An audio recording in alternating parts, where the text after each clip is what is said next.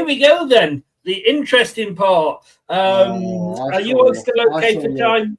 Are you okay for time, Brad, by the way? Yeah, I'm fine for time. I just remember seeing your face on the post-match, so I've purposely left myself spoiler-free for this because I can see me offering Jordan Blackwell for a fight again. Please shout at me if I don't keep up with the images, because that's my favourite trick, isn't it? It is. It is indeed. So here we go. Jordan puts his ratings up, in fairness, straight after the match, but that's when it should be fresh in your mind, shouldn't it? You think that? Well, you say mind. No disrespect. We've had Jordan on the channel. He's a lovely enough guy, but football's all about opinions, Brad. Yeah, and he's all created by wankers. I mean, yeah, you're allowed them all yourself. He definitely, if this applies to anybody, I think this is definitely Jordan. Your opinion is wrong. Anyway, here we go. So, Haman, we're going to go through it, read out Jordan's. Brad will give his opinion, and I'll just add my score at the end for a bit of fun. So, Mads Hermansson. Jordan said perhaps his best game since his return from injury. He couldn't stop Pedro's penalties, but he made lots of good stops in between, including a one-on-one with O'Reilly. His kicking wasn't the best, and he got a 7 off Jordan. I'll be honest with you, I don't remember Mads having too much to do. No. That's probably endeavour to the fact that Brighton couldn't have hit a barn door with a banjo the majority of the game. But again, he did what was necessary for what was asked of him to do it. He couldn't do anything about the penalties. They were annoyingly good penalties. Obviously, the first one, in fairness, it was scuffed, I think, wasn't it? But he went the wrong way. And it's a 50-50, isn't it, as a goalkeeper? Oh, yeah, no 100%. It is what it is. I think a 7's fair. I'm going to give him a 6.5, though. Oh, the halves are out already. Get your halves out for the lads, as I say. To be honest with you, I've agreed with you. I've gone 6.5, so I can't really say anything. James Justin started in the inverted full-back role. He struggled to get on the ball like Ricardo does, and it also meant he was struggling to stop Adringa too. He looked more comfortable when moved to left-back, and from there he improved. He got a 5 off Jordan.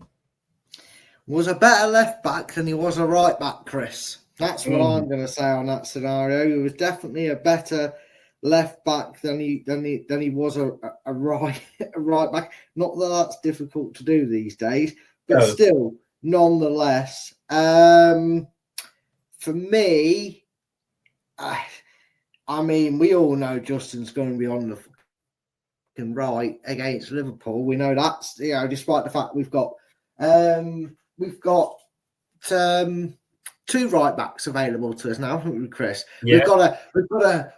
We've got a signing that Rude got on his hands and knees and probably asked John Rudkin for a cheat rub to get through the door. We desperately need a right back. Let's start that again. He was there crying. I desperately need a right back. Justin cannot do this job. Please let me sign someone. And he's played 7 minutes of football? Absolutely scandalous, but hey ho. And he's had a returning Ricardo who is made of blue tacks, 10-year-old chewing gum and all sorts, because he can't hold himself for longer than a week before he's got some crippling injury. But nonetheless, he was available. And I'm not saying that the performances improved when in attack sense when Ricardo came on, but performances improved when Ricardo came on. So I am saying it. I was just teasing you for that one. I'm going to give Justin a 4. 4. And he's getting about 3 of them for going left back. Well, I've given him 4.5 for exactly the same reason. Coley gifted a handful of chances to Brighton with some really poor passing out from the back. leaving Van Nistelrooy fuming on the sideline, but he can win headers in his own box and in the opposition's, as he showed in a thumping equaliser. Look, maybe the fact of his poor passing out, maybe the fact that Ruud Van Nistelrooy, you banker, haven't given him enough games to get settled. And it's funny, is it just me, Brad, or when a player plays more games, he actually gets, apart from Justin because he's out of position, and that's not his fault, but players seem to get better when they've had a few games under the belt. Is that am I being stupid with that? I mean, most people would say you're being stupid, Chris. However, contrary to popular belief, if you play games and get more game time and play consistently, you're going to improve. And excuse us, the man of the match. I uploaded the wrong picture. Oh no! Well, he was one of many that could have won it. Contender anyway. Yes, yeah. His best game in a Leicester shirt. At the end of the day, if you're going to pick on a player for a poor pass, then they all deserve knocking down a mark because they've all made poor passes this season out of our box. I felt more assured with him at the back than I have any of the back four. That includes Cody, who's going for a record of how many penalties can he give away. One more, he gets the match ball. Vestergaard, your love child, Wout phase. I like him, Chris. I hope he's around next season. And if things go well next season, I hope he's back to prove his worth in the Premier League the season after. Time will tell. I'd give him an 8. You're giving him an 8. Again, I can't argue with any of what you've said, annoyingly. I've given him a 7. Giving him a 7. Probably I was being a little bit harsh there, but definitely more than Jordan's given him. Connor Cody, there were a couple of decent passes through the lines, but he lost his man at times. I was never going to get away with that handball. Defended against Brighton breaks well when City were on top. He got a 5. I think that's a bit low. Again, he's been afforded a few starts as of late. He's still not completely been forgiven for me. I do think he spends more time sitting his arse down in Talk Sport than he does on the train. 4 minutes into the player ratings and we get the Talk Sport mention.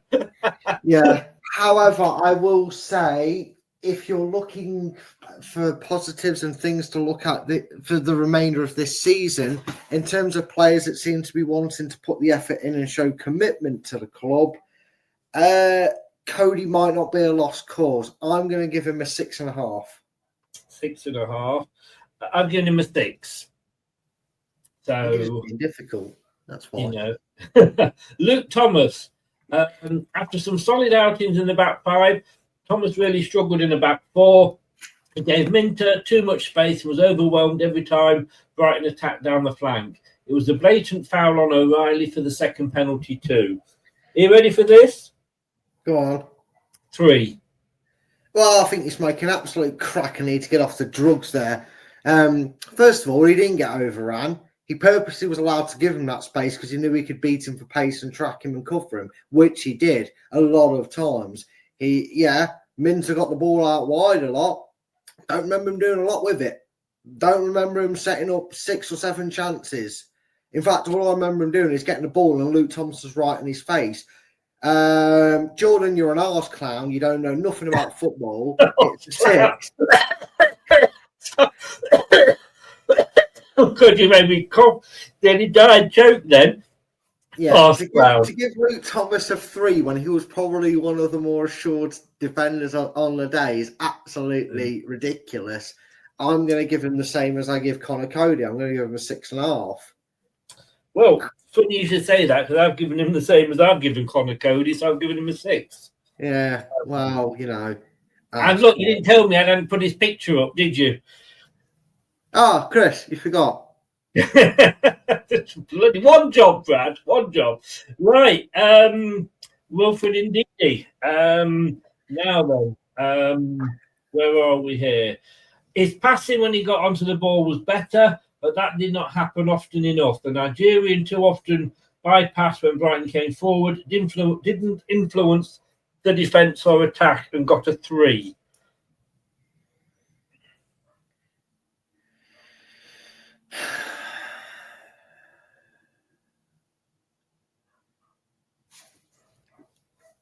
Jordan, do you want me to send them you in the post, mate? It's in fact, wait there, Chris. I'm going to show Jordan where to go on his days off.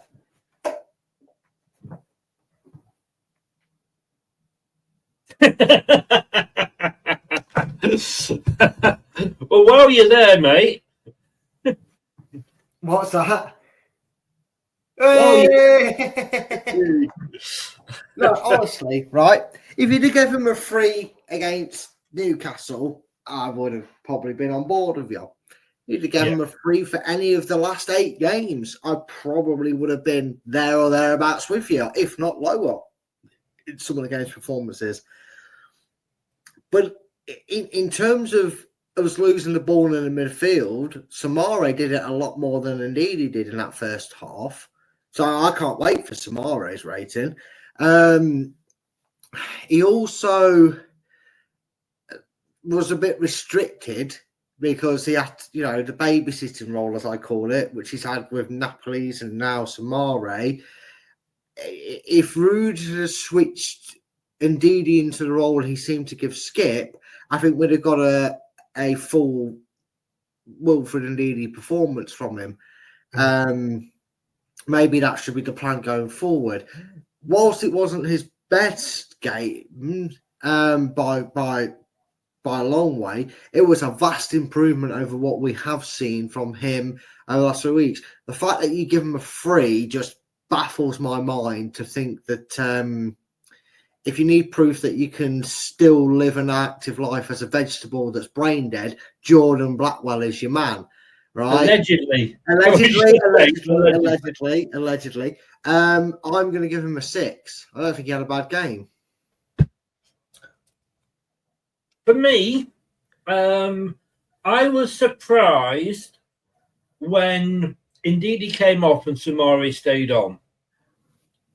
That said, I know Samari's your love child, so don't get mad at me. But don't leave me. Don't leave me. Come back. But to me, I just don't think that him and Samari can play together. They just do get in each other's way.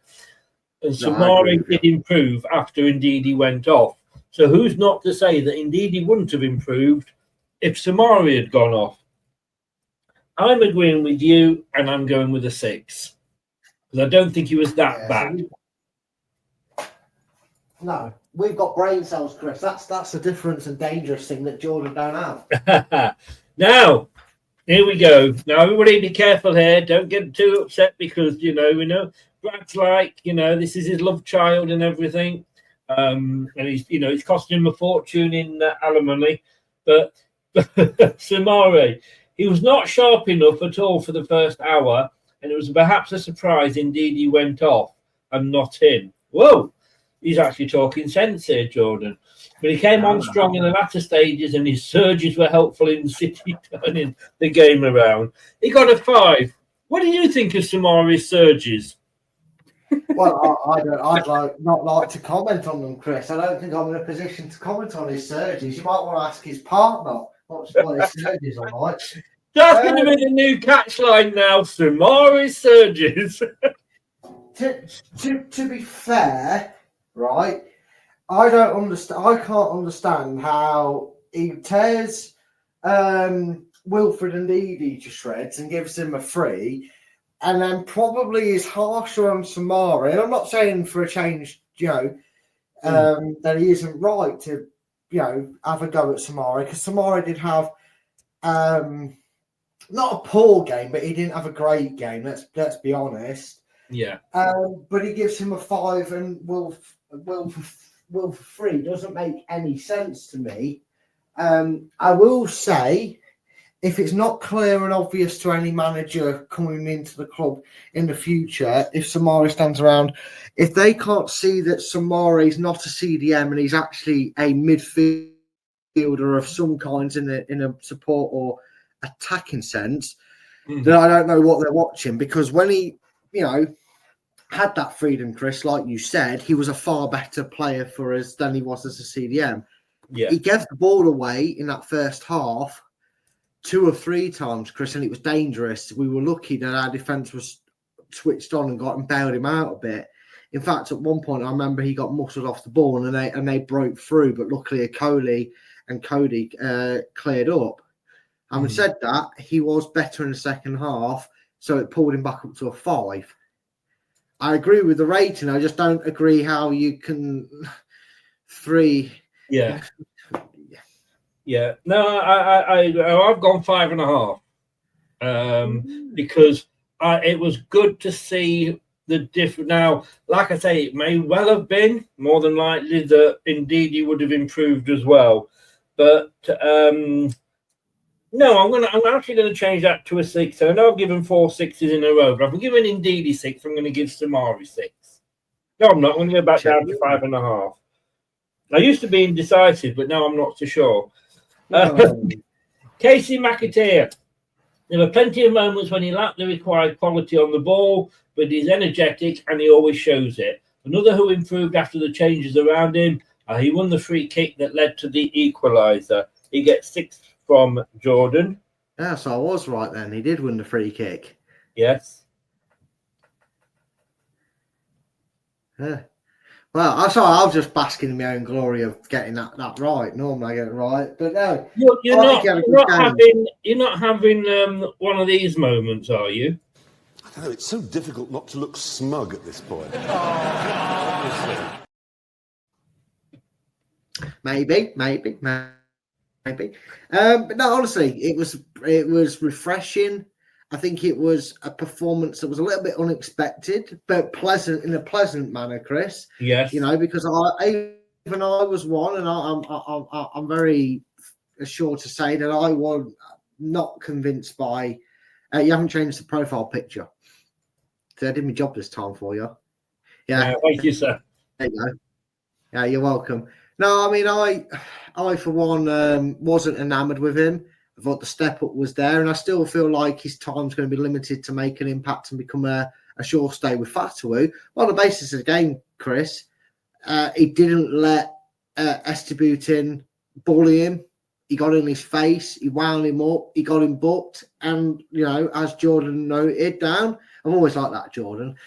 He noted down that he won the free kick, which Estebutin brought him down for to give us our first point in 8 games. So a solid 7.5, Chris.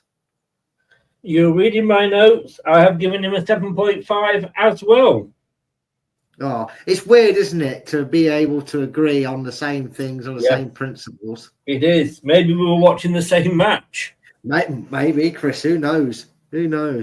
El Canoes, this was him at his best again. There were some gorgeous pieces of skill and loads of lovely one-touch passes and through balls in behind. With Mavadini to his left, he finally had someone to play with, and he thrived. He gets an 8 off Jordan. I mean, he was back to his best. And again, having the support of Justin and Thomas behind him and Mavadini next to him, it's amazing what happens to a player that has that support next to him, isn't it? Brilliant. If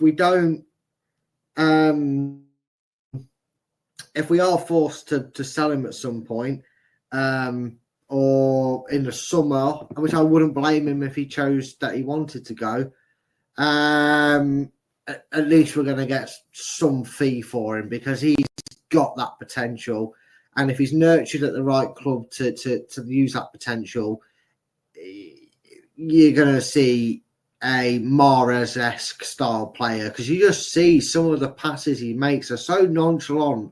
A few cheeky back heels in the game. He's not afraid to do it.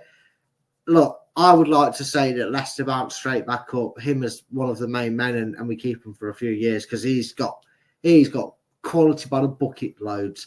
He's an 8.5 for me. This is going to seem very strange because strange, never. I know. But I gave my man of the match to McAteer, and I've given him 7.5. I am going to give El Canoes an 8, even though he wasn't my man of the match, simply because he did have a fantastic performance. And I've got to say, I've given McAteer my man of the match basically on the line because it wasn't expected that he would be that good. Where with El Canoes, you kind of expect if he has a bad game, it's a surprise. Does that make sense? Yeah, no, I get it. Yeah. Bournemouth are 1-0 up within the first minute. John, what a start. If Fulham can score 2 goals, that'd be great. I'll get 3 more points. Double you score in the Premier League.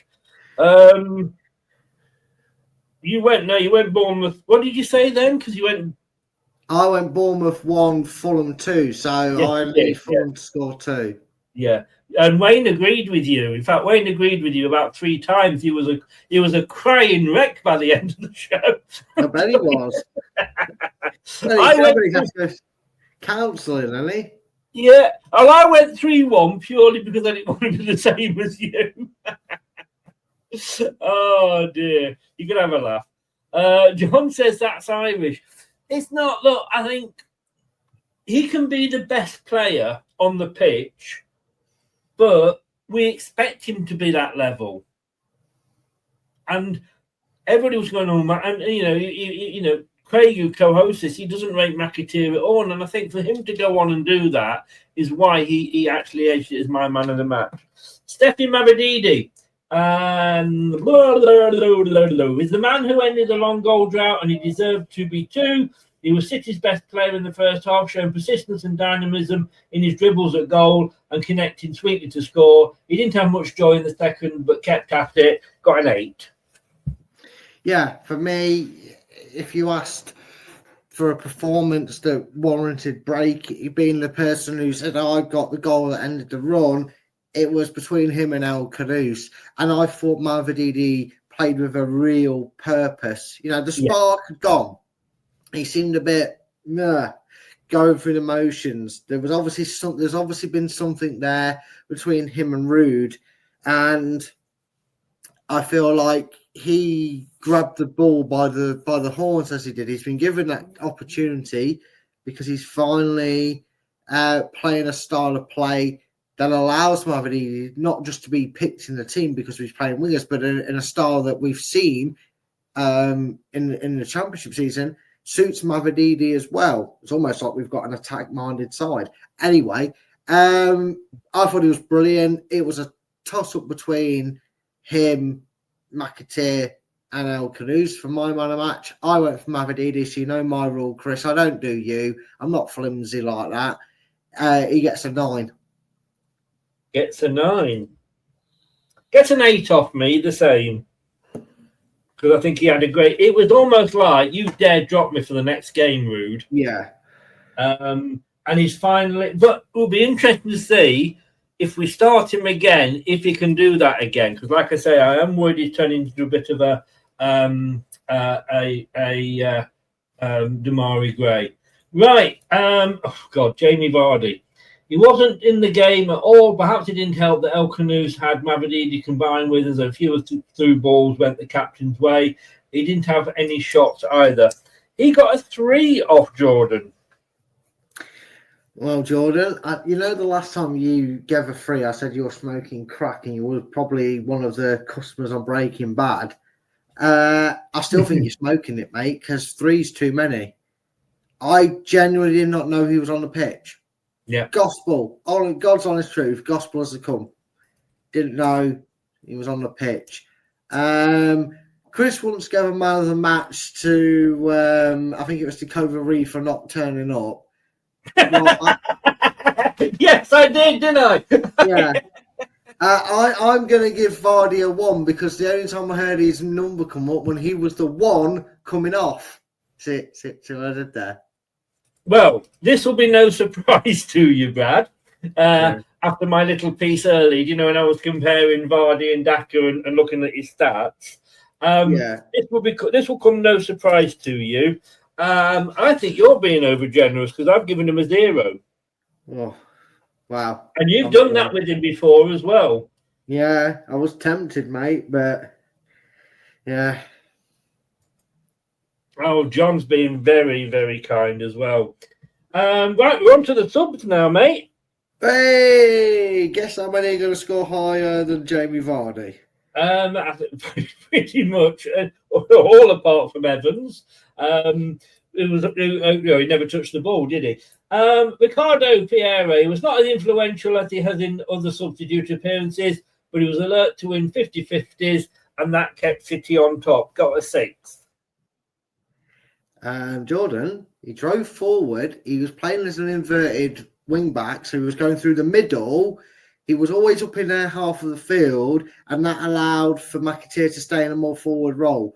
Shut up, and it's a 7.5.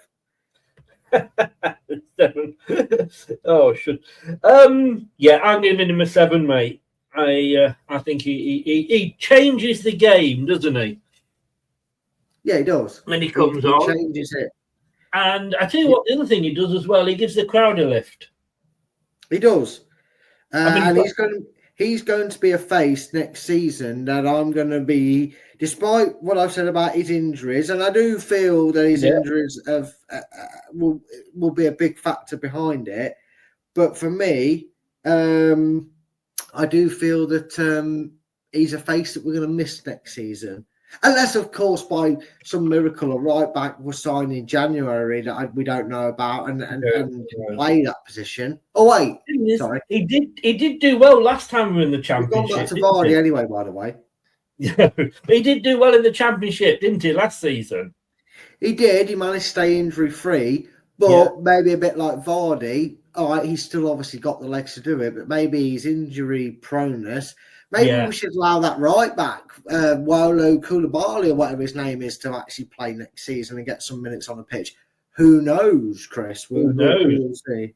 We might even see Michael Golding next season. No. Who? Sorry, I'm being silly, I know. Sorry, you named a player I don't even know, mate. I don't know even talking about. So, yeah, I gave him 7. Skip, look, I don't get everybody's hatred for Skip. I think it's the fact that he has... I think he will come into, and a lot of people have said this, I think he will come into, like Winks did last season. Yeah. I think Skip will find his own footing, his form in the Championship. I think he's a Championship player, possibly more than a Premier League player, but I don't get everybody's hate on him because I've not seen enough of him to judge him. If that's the case, at this stage in his Leicester career, if we match it up with Iheanacho, we should hate Iheanacho. No, okay, yeah, I agree. And when I have my tendencies, you haven't changed it to Ollie Skip because I'm guessing you don't have the reserves loaded up then. I do. No, he looked half a second. I just wanted to say that, get it off my chest. Oliver Skip, he looked half a second off the pace when he first came on. Wow. Were you sat there with the stopwatch or what, Jordan? But once he warmed up, he looked very lively and made plenty of forward runs. He got a 5 off Jordan. Yeah. I mean, I will admit this now. I've been a little bit like you. I'm the devil's advocate when it comes to Skip. I like to do the pot stirring. Yeah. Yeah. I do stand by most of what I say sometimes with Skip, though. But I do feel like some of his stick comes from the same reason that Slabad gets stick at Man United. It's not his fault that we were willing to pay Spurs' £25 million for him. He is a squad player /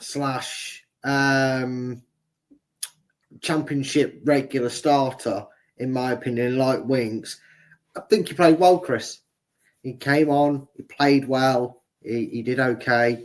And I think next season, provided he stays around, will be a big part to play in. I'm clipping this, by the way. I am clipping this. What? Yeah, he'll have a big part to play in our potential return to the Premier League. So I'm going to give him a 6.5. 6.5. And Which you will didn't probably tell me go on about record as my highest record mark I've gave Skip. I think it is. You didn't tell me about the picture either. I did. I said you started it on Vardy. You not got the subs up. And you went, yes, I had. And then you I thought you meant. Oh, sorry, mate. I thought you meant on something else. My apologies. You did. John says Skip could be our main centre defensive midfielder next season. He could be the new Winks, and if Rudy's still in charge, Rudy's obviously fallen out with Winks, so who knows? Here we go. Yeah, imagine daring to have a child and not turn up at the training ground. How dare he? Yes. Anyway, sorry, Daka. Different people's thoughts on different. I mean, was it Roy Keane when he was questioned? Well, somebody's wife had a baby. He went, yeah, well, he hasn't. Yeah. I mean, that is so Roy Keane thing to say, but it's true. How dare you have a baby? Yeah, how dare. Disrespectful. Yes. But no, Daka noticed him more than I did Jamie Vardy. Yeah. You know what? I know I said that Thomas had a better dealing with him than Jordan seemed to think. But if it wasn't for, I think it was Minter getting a touch, Daka had a tapping, taking off his toes. He did. It looked like it was a typical Daka miss, but it wasn't. No, it wasn't. It was actually some great defending. Jordan said, I don't know if I did read Jordan that he ran off the shoulder and got in behind and came close to an equaliser while he didn't give the Brighton defenders any peace. A few other opportunities to get a shot away were passed up because of his poor touch, and he got a 6. Yeah, and I also feel like it's a little bit of a confidence grower, Chris. You give him a run in this team, we might not. I feel like he's suffered with Iheanacho syndrome in the sense that there's potential for a good player there, but we've easily to give up and criticise and want someone else and call him useless. And yes, he's had horrible performances, Plymouth away, Leeds last season. But again, Chris, they weren't on the back of a run in the team. And I feel like it's not great improvement by any stretch of the imagination, but this 5, 6, 7 game run in the team, he seems to be slowly improving. And if you keep playing to his strengths and keep him up the right end of the pitch, Chris, who knows? I mean, if it doesn't click next season and he's still here, then fine, albeit let him go on a free like we did Iheanacho. But we just never know. We just need to see what this guy can do properly with a full season, not 6 games here and then getting dropped for 3 months. I want to see this guy play 40 plus games for us next season. Did he not get that in the Championship? Not really, Chris. It was still bit part things. Yes, he seemed to get more time on the pitch, but it would be a Tuesday night here. It'd be 10 minutes there. It would be Enzo saying, oh, Vardy's not going to play Saturday, Tuesday. And then Vardy would proceed to play Saturday, Tuesday, 80 minutes Saturday, come off for 10 minutes. And Leicester would be 3-0 up and the game would be dead and we wouldn't be trying to break an opposition down. Yes. I don't know, Chris. But yeah, I'm going to give him a 6, Chris. So you're going to agree? Yeah, not for the same reasons that Jordan's saying it, but he deserves a 6. I'm going to give him a 6.5. I'm going to be honest. You know what, Chris?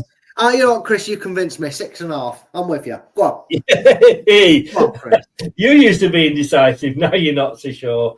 The last 2 substitutes, Evans, well, let's be honest with you, he came on for show. You know what, Chris? Evans gets a 2 because I heard his name more than Vardy. I'm not giving him anything because he. No, go on, Chris. Go on for the lols. Just give him a 2 for the lols. I'll give him a 2 for the lols. And Dakota Reed, he also wasn't marked by. He had 1 chance in behind, but he couldn't cross to find his target. The fact that he had 1 chance was 1 chance more than Jamie Vardy. So I'm going to give him a 2 as well. A 2 for the lols. A 2 for the lols. I take you're giving him a 2 as well. Yeah. Again, I remember that chance, which is more than I remember from Bardi. So why not? Exactly. Okay, and finally, the management. Ruud van Nistelrooy. What do we give Ruud van Nistelrooy? Now, obviously, Jordan doesn't actually vote or give Ruud van Nistelrooy anything, but we do, because that's the way we roll. Shall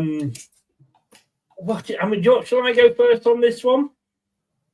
Yeah, by all means, go first. Yeah, I mean, I don't think this was any tactical genius move by Ruud van Nistelrooy. Let's be honest with you. Had Buonete been available, would we have seen, be allowed to play, because obviously it was against his parent club, would we have seen the 3 that we saw and they played so well together? I'm not convinced. You know when they say don't change a winning formula, and I know we didn't win, but we played good enough to win in that second half. But I can see him going back to the old, he's gone back to his system that he liked, with the 4 at the back. Fair play to him. It worked this time against Brighton. Funny enough, it worked last time against Brighton. I'm just not convinced. I just think he kind of fell into this, rather than it was a master plan by him. But we did at least, he made the substitutions he made were good. They weren't just like for likes, and he actually moved Justin over to the left to accommodate his changes. So there was maybe something there. Maybe we are in spring, Brad. Maybe we are seeing the green shoots. I'm actually going to give him a 5. I can't go higher than a 5 because it's rude. You see what I did there? Hey, it's rude. I like it. Now, again, I know we have to give praise to the manager when things go right. And look, he was the one that turned around and basically, negatively, a good way, however you want to take it is up to you.